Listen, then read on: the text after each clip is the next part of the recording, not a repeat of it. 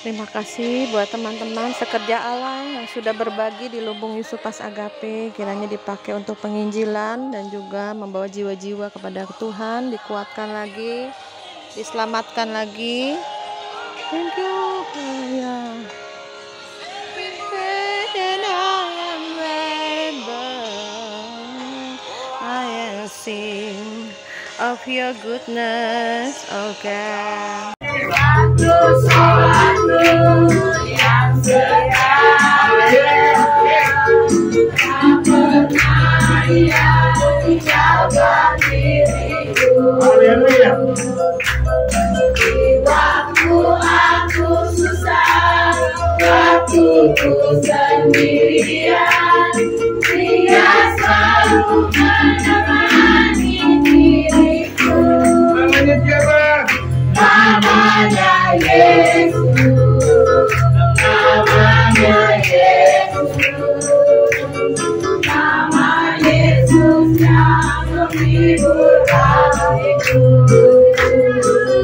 Namanya Yesus, namanya Yesus, nama Yesus yang menghibur hatiku. Baik, mari sama-sama kita membaca Alkitab kita Bapak Ibu. Satu ayat kita bacakan dari Yakobus pasal 5 ayat yang ke-7. Karena itu saudara-saudara bersabarlah sampai kepada kedatangan Tuhan. Sesungguhnya petani menantikan hasil yang berharga dari tanahnya dan ia sabar sampai telah turun hujan musim gugur dan hujan musim semi. Bapak Ibu 1, 2, 3.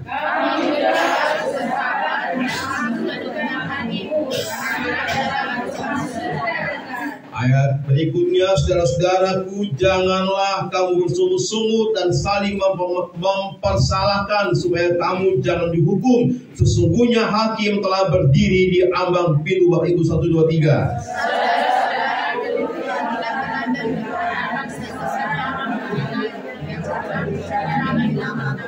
Ayat 11, sesungguhnya kami menyebut mereka berbahagia, yaitu mereka yang telah bertekun. Kamu telah mendengar tentang ketekunan Ayub dan kamu telah tahu apa yang pada akhirnya yang disediakan Tuhan baginya, karena Tuhan Maha Penyayang dan penuh belas kasihan. Sama-sama katakan amin.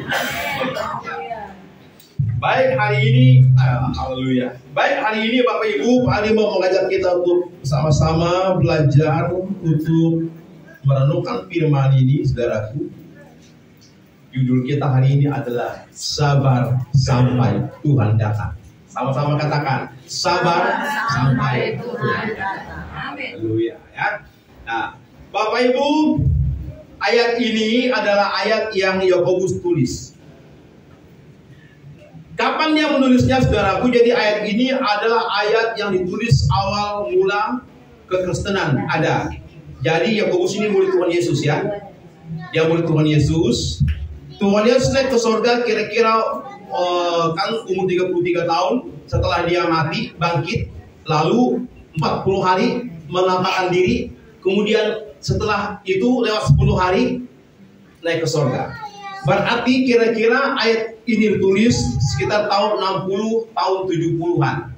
Sebelum itu, bisa sebelum itu ditulisnya. Nah, artinya begini, saudaraku. Yakobus ini menulis ayat ini awal sekali.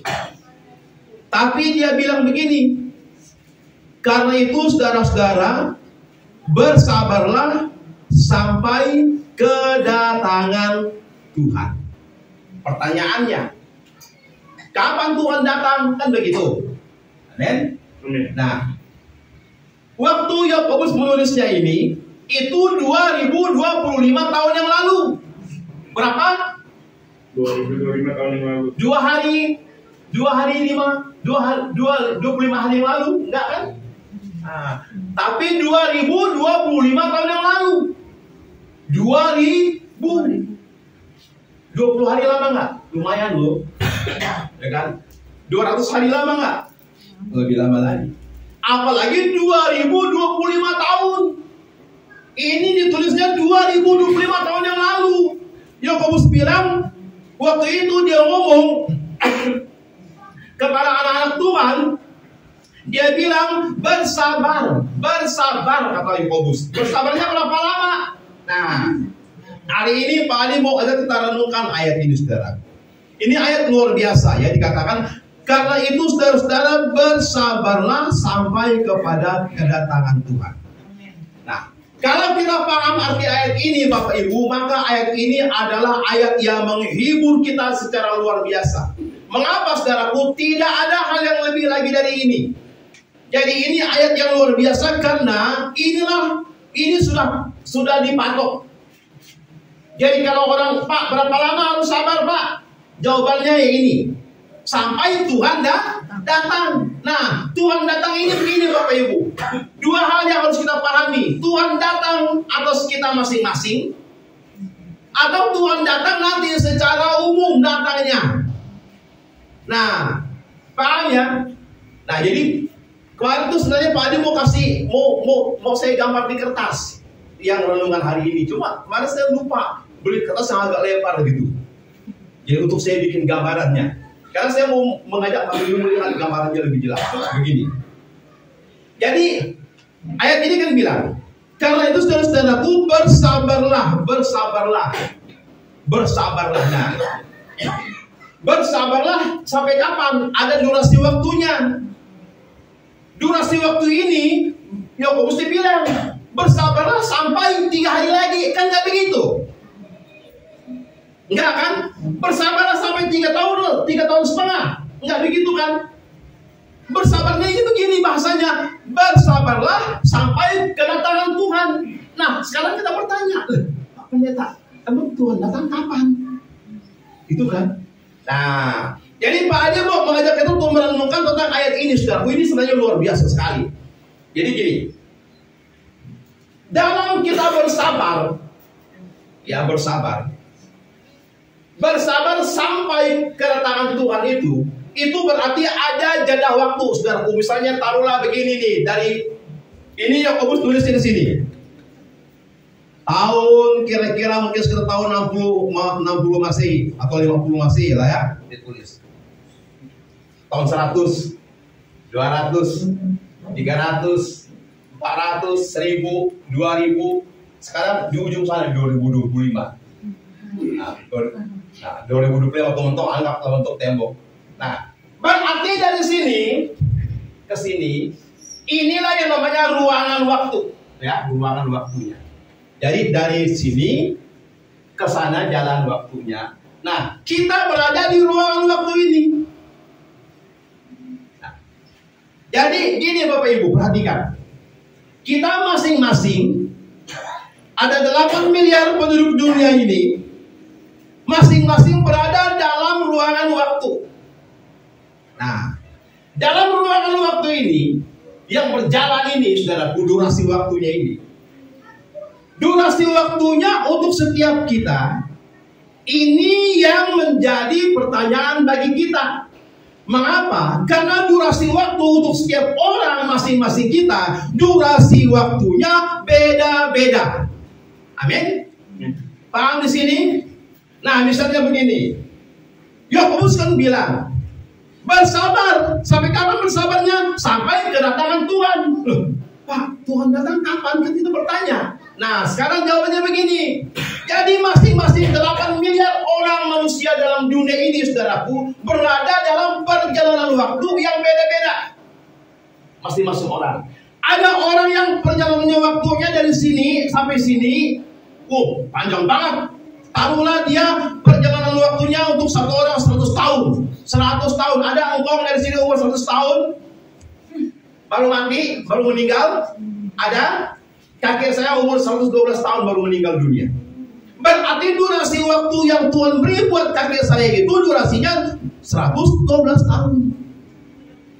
Nah, ada orang yang durasi waktunya 1 hari, udah mati dia. Ada bayi yang lahir kan, begitu lahir nggak sampai sehari, nggak sampai 24 jam. Nah, berarti durasi waktu buat dia ya segitu. Nah, yang harus kita pahami begini. Mengapa banyak orang, saudaraku, berjalan dalam durasi waktu yang panjang ini, yang durasi waktu yang kita lewatin ini gagal melewatinya. Karena jawabannya adalah durasi waktu untuk masing-masing kita itu rahasia. Rahasia apa? Rahasia.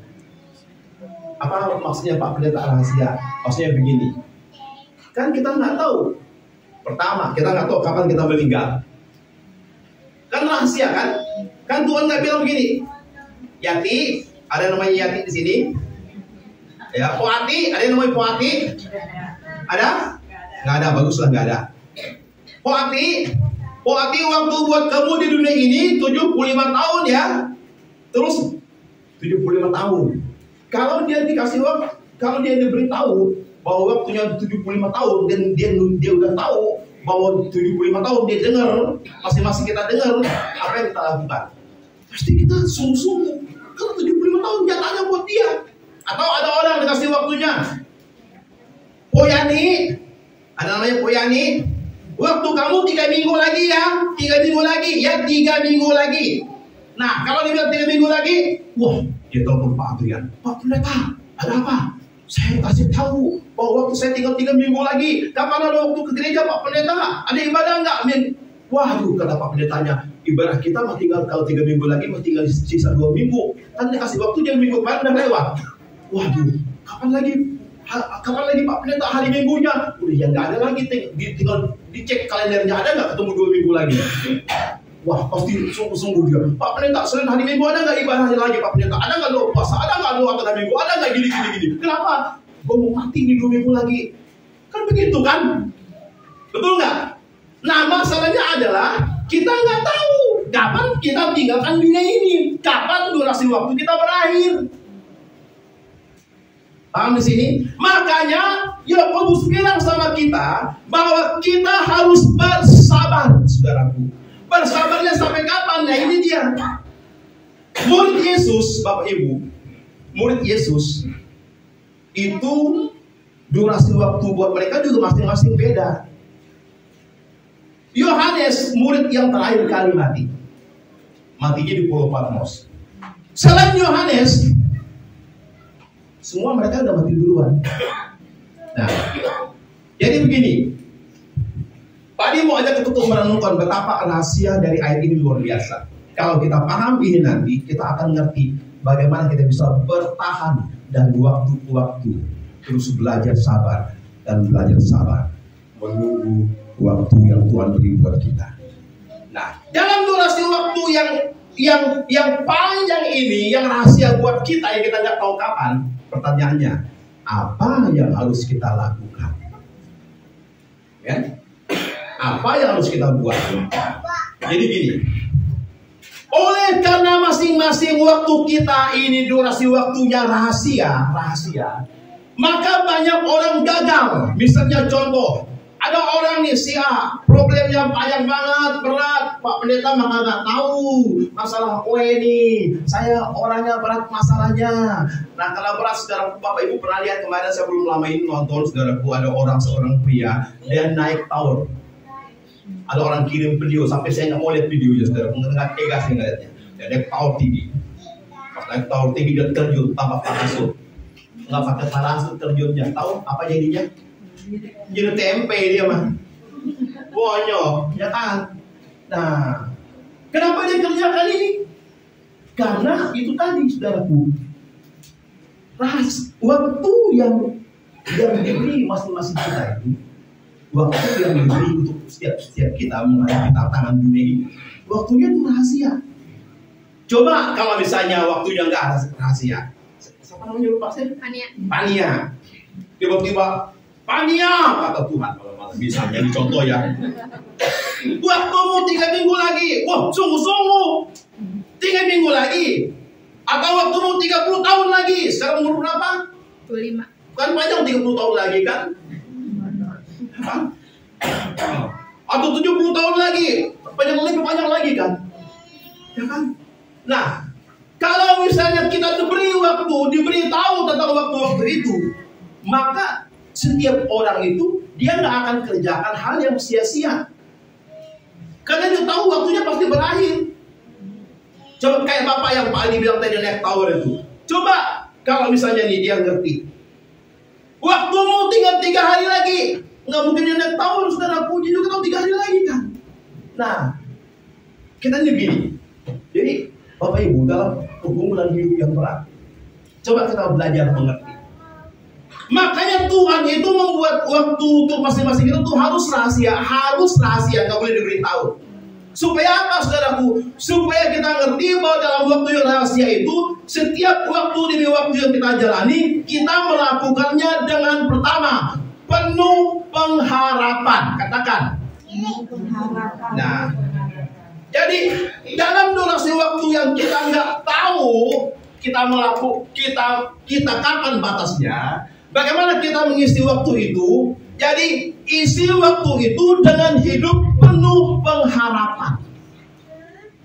Mengapa orang naik tawar lalu terjun bebas? Karena dia nggak punya harapan lagi. Betul? Nggak ada harapan. Masalah saya banyak, utang saya banyak, penyakit saya nggak sembuh, rumah tangga saya berantakan, anak susah diatur, suami nggak pulang, jadi Bang Toyib dia. Oh Bang Toyib, ada nyanyinya Bang Toyib, kemana kamu Bang Toyib? Pulang hanya 3 bulan, 3 tahun, 30 tahun pulang. Nah, nggak punya pengharapan karena dia pikir tidak ada lagi yang diharapkan, tidak ada lagi harapannya, maka dia naik tower, dia lompat, dia selesaikan dengan cara dia.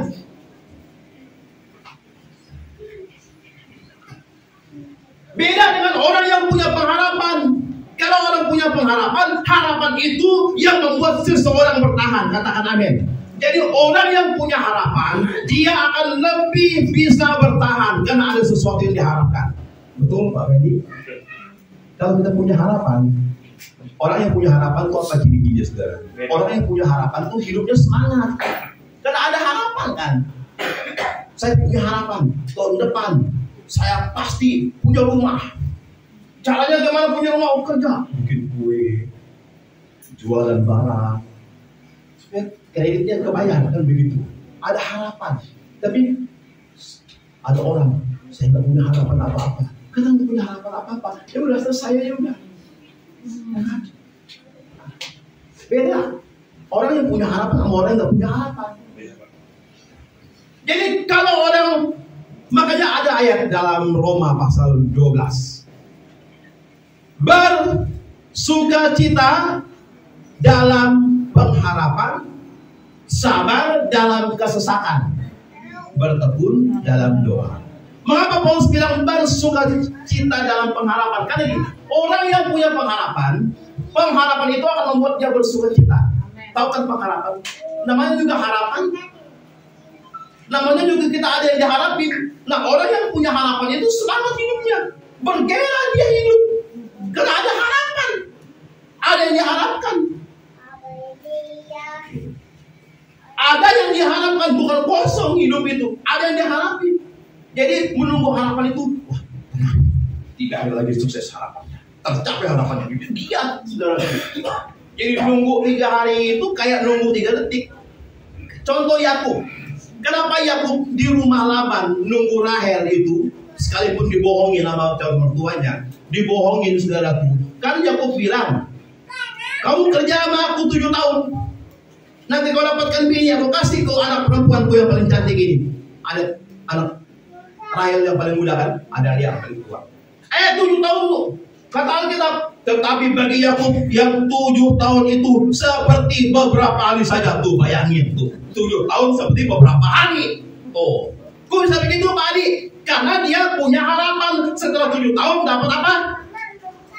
Dapat Rahel, dapat cintanya, betul? Jadi tiap hari dia pikir, oh cintaku.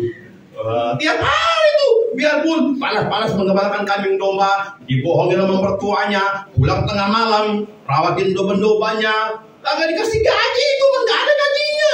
Kerja sama Laban 7 tahun pertama tidak ada gaji.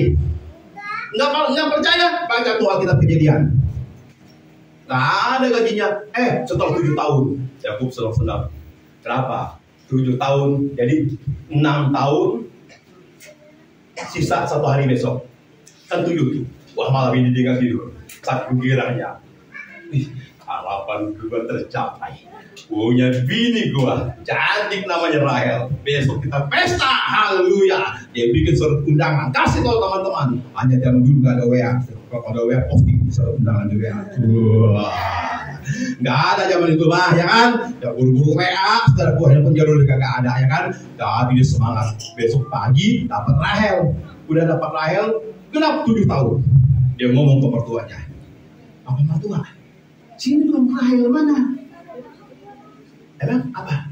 Kan janji 7 tahun lalu. 7 tahun lalu kan janji. Saya kerja dulu di sini 7 tahun, nggak usah terima gaji. Yang penting makan, nginep gratis, nggak bayar kan, nggak bayar kos, nggak bayar kontrakan, ya kan? Itu pun kita nggak tahu dia nginep di kamar mana. Jangan-jangan di emperan teras doang, ya kan? Nah, sekarang kasih dong Rahel. Laban bilang apa? Begini anak muda. Ku kasih tahu kau dulu kebiasaan kita di sini. Kau jangan kau enak-enak dapatkan adiknya. Karena kalau kita di sini tuh kakaknya dulu nikah baru adiknya. Lemes ya kok. Maksudnya apa nih? Pak calon mertua. Nah, kalau kau mendapat Rahel, kau kerja lagi 7 tahun akan datang. Sekarang ku kasih kau lihat dulu. Lemes nggak lututnya? Lemas saudaraku, untung yang bukan aku. Kalau aku kupukul Laban. Haleluya. Yakub sabar, tapi sabar juga nahan dada. Nah ini yang Pak Haji bilang tadi. Berapa lama kita harus bersabar mengharapkan jawaban atas doa kita? Kita kan ngerti kan? Dia bikin 7 tahun udah dapat belum. Kenapa? Dunia ini curang, saudara. Dunia ini kejam. Apa buktinya? Itu buktinya. Udah kerja 7 tahun, harusnya kan dapat Rahel. Kagak. Suruh kerja lagi 7 tahun tanpa gaji. Waktu pesta dikasih Lea. Wah, harusnya ngamuk Yakub. Tapi apa boleh buat? Karena cinta dia sasarannya Rahel. Kalau dia ngamuk, nanti dia ketangkap, ya masuk penjara, kagak dapat bini dia. Jadi dia terima aja apa adanya. Dia harus kerja lagi 7 tahun lagi dapatkan Rahel. Bapak Ibu lihat di sini betapa kejamnya dunia terhadap Yakub. Tapi Yakub menghadapi situasi ini, dia taruh di hidupnya yang namanya pengharapan. Jadi karena dia punya pengharapan, walaupun ditambah 7 tahun, artinya apa? Total 14 tahun. 14 tahun. Betul? Panjang atau pendek 14 tahun? Panjang. Nah, kita nunggu jawaban doa baru seminggu. Ya, Pak Pendeta nggak tahu. Udah berdoa seminggu kalau ada jawaban, gue malas sama Tuhan, malas. Gitu kan? Kita baru seminggu. Yakub 14 tahun. Ya kan? 14 tahun. Jadi kalau doa kita belum dijawab Tuhan, artinya apa? Memang waktu kita untuk menunggu yang panjang ini, durasi panjang itu rahasia buat kita. Jadi, mengapa harus sabar, saudara? Gini, yang Yakobus bilang tadi. Kita harus bersabar karena kita tidak tahu kapan waktu Tuhan menjawab doa kita. Bisa saja nih, balik lagi ke tadi. Bisa saja Bapak yang tadi lompat dari tower itu, Tuhan menjawab doa dia akan lompat hari ini misalnya. Bisa aja lompatnya siang, Tuhan menyiapkan doanya buat sore hari. Sore hari dapat jawabannya. Kan dia nggak tahu, betul nggak? Karena dia udah lompat dari tower, menyelesaikan caranya sendiri. Mereka udah siap-siap bawa jawaban doa ke rumahnya, ya kan? Yang dia nggak tahu kan namanya jawaban doa rahasia dari Tuhan buat kita, betul? Tapi karena dia udah lompat duluan, mereka datang ke rumahnya cari. Dia lapor sama bos di surga. Bos, lapor. Kok itu hadiah doanya kamu bawa pulang lagi? Ya, saya udah cek ke rumahnya, orangnya kagak ada. Tetangganya bilang dia naik tower, lompat mati dia. Bawa pulang lagi hadiahnya. Kasih Pak Pendi. Paham di sini? Makanya benar kata ayat ini, bersabarnya sampai kedatangan Tuhan. Artinya apa? Sampai Tuhan datang membawa kita pulang secara pribadi. Bapak Ibu coba perhatikan di Yakobus ini. Kenapa Yakobus ini ngomong begini? Jadi murid Yesus itu, saudaraku, zaman dulu nggak ada murid Yesus tuh yang matinya enak. Betul ya Pak Pendeta ya, Pak Gom? Nggak ada murid Yesus yang matinya pakai jas, lipat tangan, senang-senang gitu kayak orang sekarang dia diantar dengan banyak orang ke rumah duka. Wih, Petrus meninggal dunia dengan nyaman gitu. Wah, sekarang pendeta mati, saudaraku, bagus ya. Dia kan tinjau kaca, pakai jas, pakai sepatu. Lah, rasul zaman dulu, saudaraku, mati badannya disobek, lehernya dipotong, digergaji, ditarik pakai kuda satu tangan kanan, satu tangan kiri, kudanya lari ke sana satu, badannya terbelah dua. Itu mah ngeri, saudaraku. Mana bisa kita sampai begitu? Nah, Yakobus, nanti Bapak Ibu lihat di sejarah gereja, mati dengan cara apa? Jadi waktu dia tulis ayat ini, bersabarlah sampai kedatangan Tuhan, dia tuh sebenarnya juga belajar buat dirinya. Berapa lama Tuhan, anak-anak Tuhan harus menghadapi masalah, tantangan, problem, aniaya, kesulitan. Tapi, ketika waktu buat dia, Tuhan datang secara pribadi. Kan sekarang Tuhan belum datang. Ya sebelum datang kan. Tapi buat Yakobus sudah datang Tuhan yang buat Yakobus. Datang kapan? Waktu Tuhan jemput dia tinggalkan dunia ini. Datang Tuhan. Nah, waktu Tuhan datang jemput dia, baru dia ngerti. Oh, Tuhan luar biasa.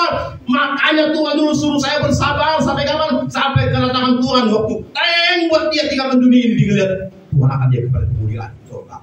Baru dia habis. Keren banget surga, keren banget. Ternyata ini surga, ternyata ini rumah Tuhan, ternyata luar biasa ya. Coba kalau dia sebelum Tuhan bawa jemput dia ikut gaya Yudas, ambil tali, gantung diri, ngeliat surga kagak?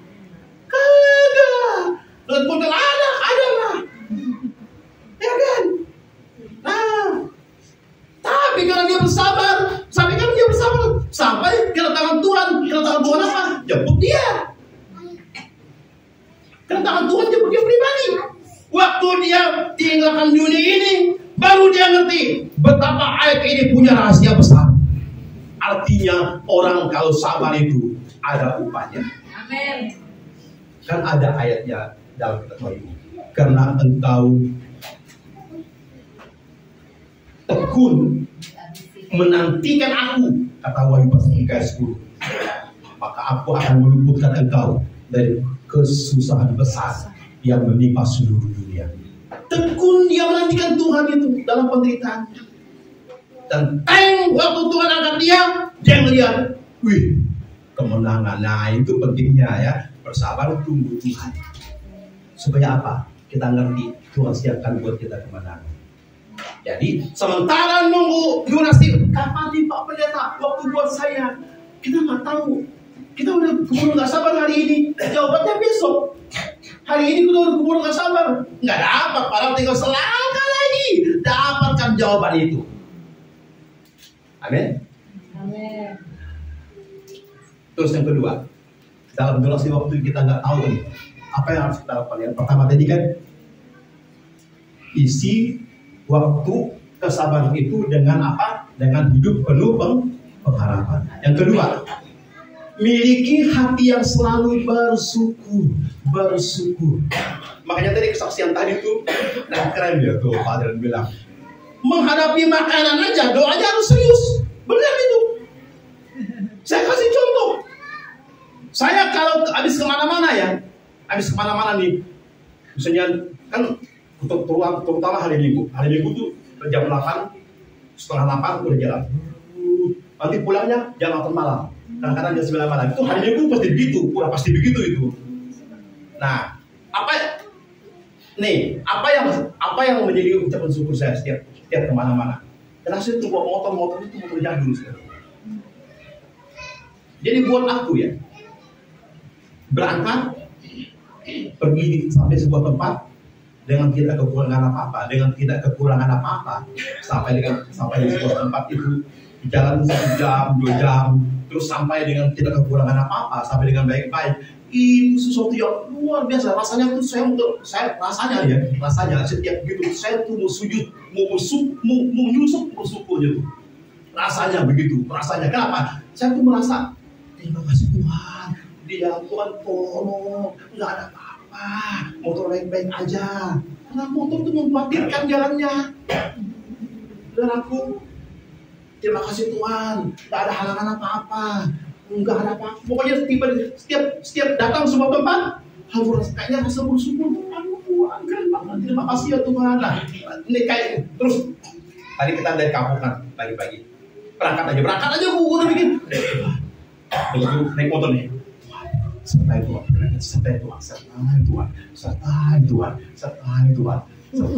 kayaknya ngomong sertai itu kayak ribuan kali. Dan begitu tiba di tempat, haleluya Tuhan, kayaknya nggak habis haleluya ini.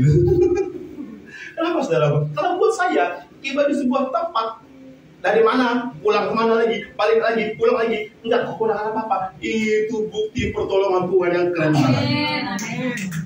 Amin. Bapak Ibu menyadari nggak itu? Tuhan serta kita setiap langkah.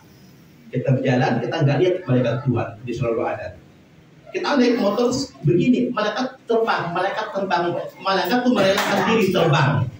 Kita jalan naik motor pelan-pelan, malaikat merelakan diri terbang. Padahal dia di surga loh, tapi dia merelakan diri. Di mana anak Tuhan berada, di situ ada yang mengawasi kita.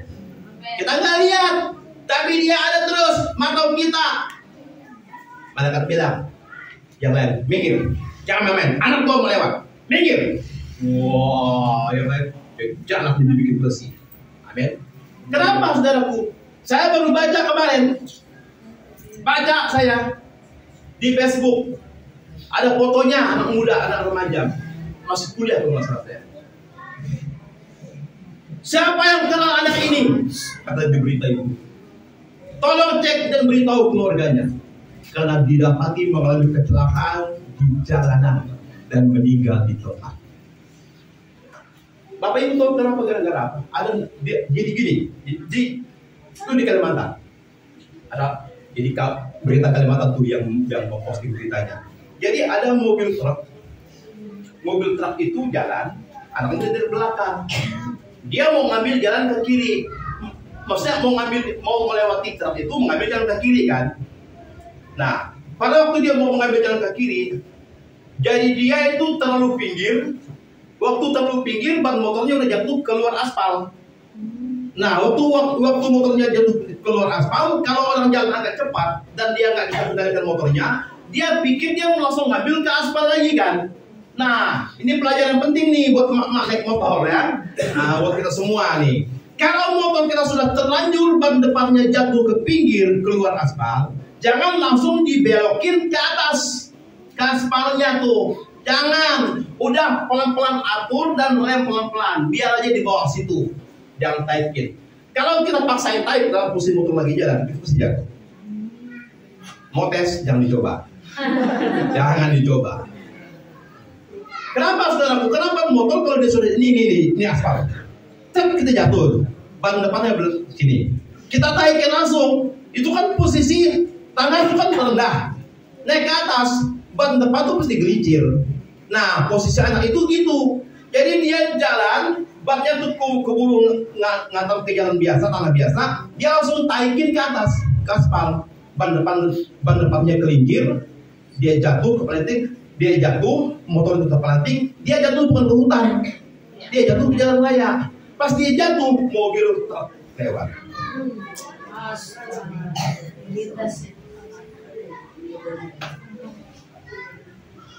Maka itu setiap saya kemana-mana naik motor, sampai di rumah nih nanti di jam selesai di acara kita, sampai di rumah, makasih.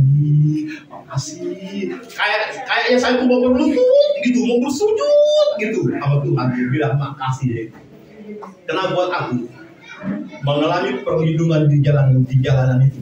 Setiap detik, setiap saat itu dipelihara Tuhan itu sesuatu yang luar biasa. Amin. Karena itu bukti Tuhan sertai kita. Amin. Makanya apapun di hidup ini disyukuri. Amin. Benar kata Pak Pendeta lagi. Bersyukur. Apalagi menghadapi makanan. Jangan kita remehkan makanan. Lauk ayam aja doanya setengah jam. Tuhan makasih Tuhan, ayam bakar Tuhan makasih, Tuhan makasih, ayam bakar Tuhan makasih, yang kasih Tuhan makasih, panjang doanya. Giliran nasi putih doang sama timun, Tuhan cuma begini doang. Apa nih Tuhan? Cuma begini doang. Apa nih Tuhan? Apa nih? Tuhan nggak lihat, Tuhan lihat nggak nih? Buset. Jangan begitu, ya. Justru menghadapi timun doang, doanya harus lama. Timun doang tuh doanya. Tuhan terima kasih. Ini timun Tuhan, timun kan? Tapi ketika waktu kita mendoakannya, begitu masuk perut, dia berubah jadi ayam, berubah jadi sapi, berubah jadi onta. Tuhan akan merubahnya menjadi makanan paling bergizi. Jangan diremehkan. Amin. Kita aja giliran yang enak-enak, doanya panjang-panjang. Giliran cuma begitu doang, kayak bersyukurnya kayak males. Salah. Tanya istri saya tuh. Kita kayak makan begitu doang aja. Orang pikir kita makanannya makan apa kayak makan keju apa kali ya. Orang pikir lu nggak tahu. Kita mau makannya buset. Orangnya putih semua. Putih semua ya. Tahu kan artinya putih semua? Nasi putih. Putih semua. Doa bersyukur saudaraku, ya kan? Emang. Apapun yang kita makan itu, terima dengan ucapan bersyukur. Kayaknya tuh saya kalau doa makan kayak itu bersyukur sama Tuhan, kayak mau berlutut gitu. Terima kasih gitu. Kenapa? Namanya itu kayaknya enak banget gitu loh. Kayaknya enak banget gitu. Padahal cuma gini-gini doang makanannya. Itu artinya Tuhan berkati kita. Apa artinya diberkati? Menikmatinya tuh enak banget. Coba kalau lagi makanan mewah, tapi saudara sakit, tenggorokan sakit, panas dalam, radang. Mau enak banyak makanan, bisa dinikmati gak? Gak bisa. Saudara pernah lihat orang kaya makan? Ada orang kaya nih, dia ngajak pendeta makan. Benar, ini cerita beneran. Jadi dia habis ngundang pendeta khotbah di gerejanya. Jadi pengusahanya ngajak pendeta makan. Namanya orang kaya kalau makan, kalau bisa makanan, kagak ada makanan cecere nggak ada, receh tuh nggak ada, makanan raja semua, mejanya panjang, makanan mewah, begitu mereka makan. Pada ini kaget, ini yang catat dia tanya, pada ini kaget, waktu itu mereka makan, jadi orang kaya itu dia ngambil 1 sendok nasi, 1 sendok doang, dan udah gitu dia cuma nyomot makanan beberapa biji makanan dia comotin. Udah gitu selesai. Udah kayak ini heran, Pak. Bapak pesan makanan begitu banyak. Buat siapa Pak? Ya buat Bapak makan loh. Mana saya bisa makan seperti ini? Kalau Bapak nggak makan, saya nggak bisa makan apa-apa. Tuh. Orang kaya tuh, saya nggak bisa makan apa-apa. Lo buat apa kayanya? Buat apa? Mending bagi-bagi ke sini ya. Amin. Iya, mending bagi-bagi 1 ton beras. Dia dagang beras deh, ya kan? Buat apa tuh? Artinya apa saudaraku? Lebih diberkati saudara yang menikmati makanan, walaupun putih semua warnanya, tapi nikmat makannya lewat sini. Kayak makan kerbau itu. Amin. Jadi hidup ini harus kita selalu mengucap syukur. Amin. Ingat, yang pertama, miliki pengharapan. Yang kedua, kamu bersyukur. Apapun disyukuri, ya jangan bersungut-sungut. Tuh makanya ayatnya ini tadi dibilang apa? Saudara-saudara, janganlah kamu, ayat 9, bersungut-sungut dan saling mempersalahkan. Ini problem manusia. Waktu dia hadapi masalah, apa yang terjadi? Ini gara-gara bini gua nih, gara-gara bini gua. Ini gara-gara laki gua, gara-gara semua orang ini gara-gara ini. Semua orang. Boleh gitu, ini gara-gara tetangga, ini gara-gara tetangga gua. Nggak ada dibilang ini gara-gara gua, kagak ada dibilang begitu ya. Nggak ada kan? Selalu gara-gara orang aja, gara-gara orang. Sebel banget sama dia tuh, sebel banget. Gara-gara dia loh, gara-gara dia gue begini. Gara-gara dia gue susah, gara-gara dia gue miskin. Semua gara-gara orang. Aduh, makanya Paulus bilang tuh, jangan terus musuh dan saling mempersalahkan. Jadi waktu ada masalah, berdoa. Tuhan udah mau datang, amin. Amin. Kalau Tuhan datang biasa. Ada yang tahu? Bisa terjadi. Saya mah setiap kali saya bilang istri saya, apa yang paling saya harapkan? Saya punya banyak harapan. Saya berdoa supaya Tuhan saya rumah doa. Karena saya nggak mau ke gereja, jadi saya minta sama Tuhan kalau Tuhan belum datang, Tuhan kasih umur panjang, saya minta rumah doa. Karena saya mau punya rumah doa, terus di tempat itu banyak orang berdoa. Rumah itu akan jadi rumah penyembahan setiap hari, 24 jam non-stop. Itu orang menyembah Tuhan. Karena saya berdoa, saya rindu, saya punya alat musik lengkap, punya sound system, dan rumah itu jadi rumah doa itu. Saya kepingin itu. Banyak hal yang saya harapkan. Banyak hal yang saya harapkan. Tapi Bapak Ibu, tiap hari saya ngomong istri saya, hal yang paling saya harapkan dari hal apapun adalah saya mengharapkan Tuhan datang cepat-cepat. Udah saya nggak mau lama begini. Ngapain begini lama-lama? Ngapain? Coba, paling mau nanya. Mau ngapain lama-lama begini? Coba. Mau ngapain dulu? Mau ngapain lama-lama di dunia ini? Hah? Ada yang mau lama-lama lagi? Nggak mau saya mah. Bila perlu 2-3 hari itu ada nggak apa-apa, bagus. Atau ntar malam juga bagus. Nggak apa-apa sih. Ngapain saudara di dunia ini ngapain lama-lama? Kena panas. Hah? Dikejar sama tukang kredit, ah?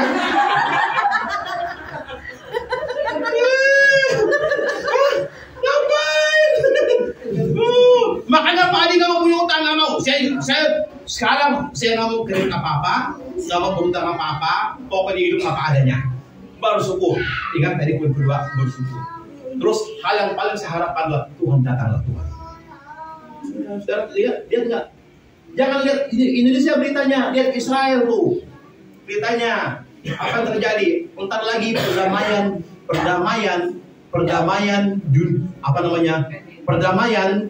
Israel dengan Palestina akan ditandatangani. Dan itu kan mustahil. Netanyahu bilang tidak akan ada negara Palestina. Tapi perdamaian itu akan terjadi. Kalau perdamaian itu akan terjadi, Bapak Ibu lihat di Tesalonika, Paulus bilang begini, pada waktu dunia berkata semuanya damai, itulah saatnya dunia akan mengalami hal yang luar biasa sulit. Karena itu perdamaian palsu. Sebelum dunia ini diperintah oleh pemerintahan antikris, mending kita diangkat Tuhan. Amin. Jangan kan menghadapi antikris, menghadapi tukang kredit aja orang nggak sanggup. Iya, antikris itu bukan kayak tukang kredit masih sabar. Ci, mana Ci? Sini duitnya.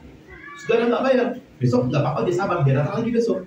Masih sabar dia. Tapi kalau antikris memerintah dunia ini, saudaraku, buset. Kata Tuhan, kalau waktunya tidak bersikap, tidak seorang pun bisa tahan. Makanya saya berdoa, Tuhan datang cepat-cepat aja lah, daripada menghadapi dunia yang kejam ini.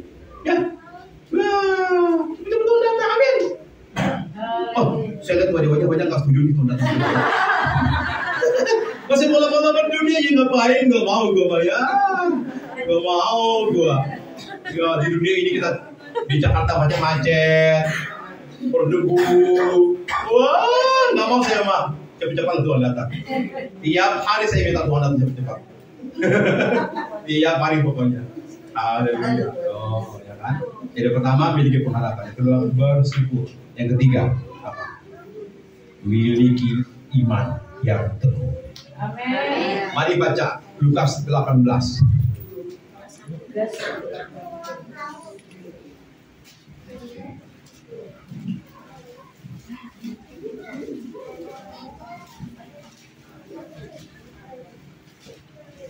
terakhir, ayat terakhir.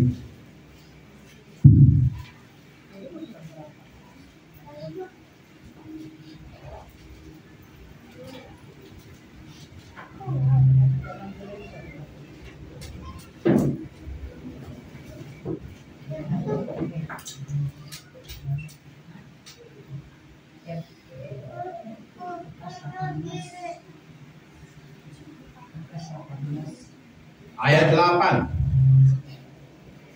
Aku berkata kepadamu, dia akan segera membenarkan mereka, akan tetapi jika Anak Manusia itu datang, adakah ia mendapati iman di bumi? Jadi Bapak Ibu, hal yang paling penting untuk terus dimiliki dalam hidup ini, saudaraku, bukan hal yang lain. Orang mungkin, saudaraku, yang aduh Pak, saya nggak punya rumah mewah, saya nggak punya kendaraan bagus. Itu hal biasa, saudaraku. Nggak ada hukumnya, nggak ada keharusan untuk hal itu, saudaraku. Dan itu bukan masalah, ya kan? Nggak masalah itu. Tapi ini nih, kalau Tuhan datang, kata Alkitab, kalau Anak Manusia datang, apa yang dia cari? Dia cari rumah kita gitu. Di mana rumah yang mewah itu? Kata Tuhan, aku mau datang ke situ, makan dia. Enggak begitu, enggak ada patokannya itu ya. Nih, Alkitab bilang, kalau Tuhan datang, apa yang dia cari? Iman. Enggak boleh hilang dari sini. Jadi iman itu, stempel iman itu yang Tuhan cari. Kenapa?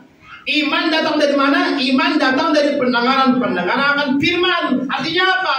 Orang yang memiliki iman karena dia ada firman di hidupnya. Amin. Firman itu siapa? Firman itu, firman adalah Allah sendiri.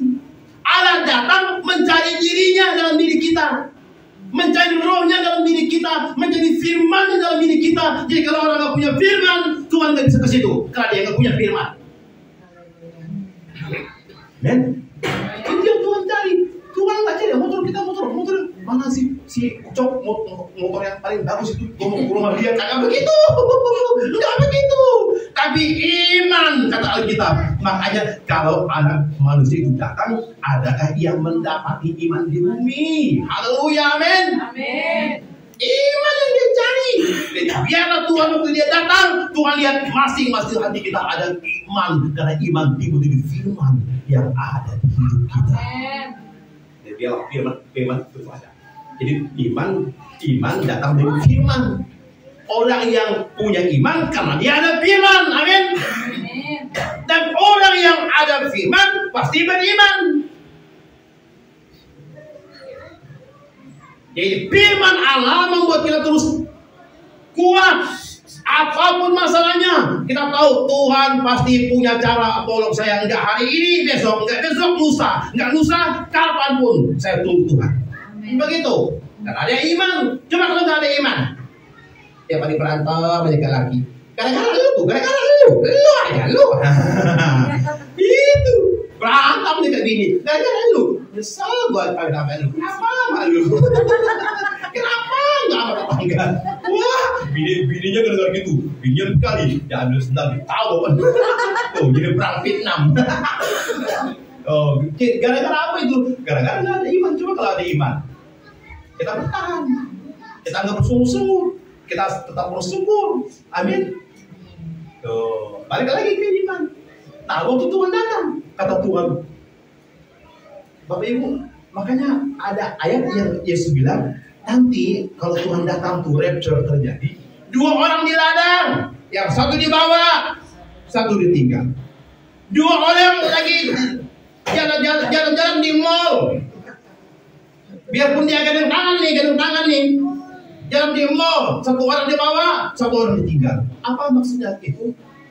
Apakah harus ada begitu gitu? Satu ditinggal, 1 dibawa? Bukan begitu maksudnya. Artinya gini, kenapa ada yang dibawa, kenapa ada yang ditinggal? Yang dibawa yang mana? Yang ini nih jawabannya. Mana yang Tuhan bawa? Yang Tuhan waktu dia datang, dia lihat ada iman di hatinya. Apa itu iman? Firman Allah. Amin. dasar iman itu ada di hidupnya, ada firman itu, ya Tuhan datang ke sesuatu yang memang kodratnya dia apa? Firman. Dia akan angkat orang itu. Nah, satunya kok nggak dibawa? Ya nggak ada firmannya. Ngapain dibawa? Biar aja tinggal di sini. Tinggal di dunia maksudnya, ya kan? Tinggal ada firmannya. Nah, makanya simpan firman di hati kita. Katakan amin. Boleh nggak punya motor baru? Aku nggak apa-apa. Boleh nggak punya baju baru? Nggak apa-apa. Tuhan juga nggak nyari baju baru juga, ya kan? Tapi nggak boleh nggak ada iman. Amin. Tidak boleh tidak ada. Tiap hari kita bilang, Tuhan, taruh firman di hatiku ini. Karena waktu Tuhan datang, firman yang Tuhan cari, iman yang Tuhan cari. Amin. Amin. Haleluya, amin. Waktu Tuhan datang, orang yang pakai kalung emas 2 kilo, emasnya ketinggal. nanti kalau saudara lewat, ada emas. Orang yang kan udah nggak ada. Saudara pungut, percuma, pungut juga. Saudara jual, saudara tidak punya cap materai 66, saudara nggak bisa pakai emas itu. Makanya jangan tunggu antikris pemerintah. Percuma orang punya duit, apalagi nggak punya duit. Paham? Jangan bilang Pak Adi nakut-nakutin, bukan. Memang firman bilang begitu, makanya sih buru-buru berangkat aja udah, ngapain lama-lama? Berangkat aja udah, berangkat. Ngapain lama-lama? Saudara jangan main. Antikris itu kejam, tak bisa dilukiskan dengan kata-kata. Makanya Tuhan bilang, kalau waktu jaga dipersingkat, orang nggak bisa tahan. Amin. Jadi makanya saya bilang, udah Tuhan kenapa? Wah, saudara, apa yang paling kita harapkan kemudian surga itu? Wah, saudara, saya penasaran banget kalau bikin surga. Nanti saya mau ketemu Yusuf di surga, saya mau ke rumah Ayub di surga, saya mau ngobrol sama Ayub ngopi. Bang Ayub, kami dulu belajar imanmu luar biasa. Bagaimana rahasianya? Saya mau ke rumah Ayub, ke rumah Abraham, semua saya mau pergi. Itu yang paling mengembirakan. Amin. Di dunia kemana-mana, banjir, kelelep lu, ya kan? Bali yang nggak pernah banjir, ya kan? Tempat yang nggak pernah ada air. Makanya dunia bukan tempat yang aman buat kita. Ya? Satu-satunya tempat yang aman adalah surga. Makanya buru-burulah ke surga. Saudara mau ke Bali, pingin lama-lama di sini, ngapain? Gua mah pingin buru-buru. Haleluya, amin. Yuk berdiri bersama-sama. Udah cukup.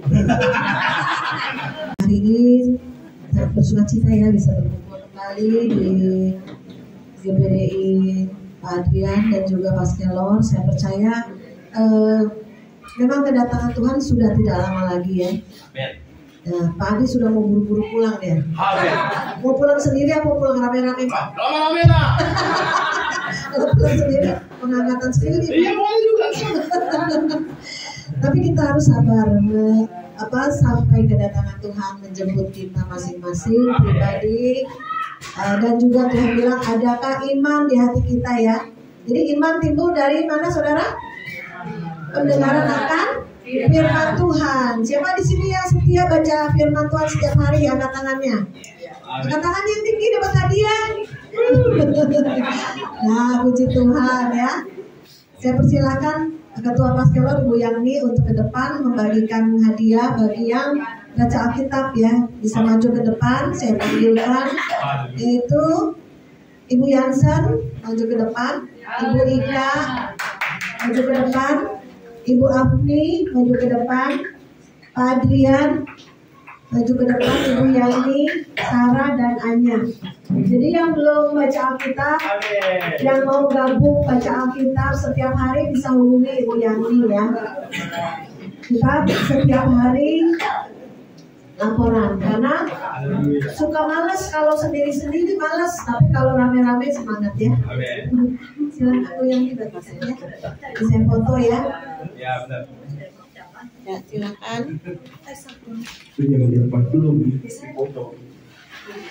Ya selamat buat yang baca Alkitab dengan tekun dan setia. Ya puji Tuhan. Nanti yang lainnya bisa ikut ya.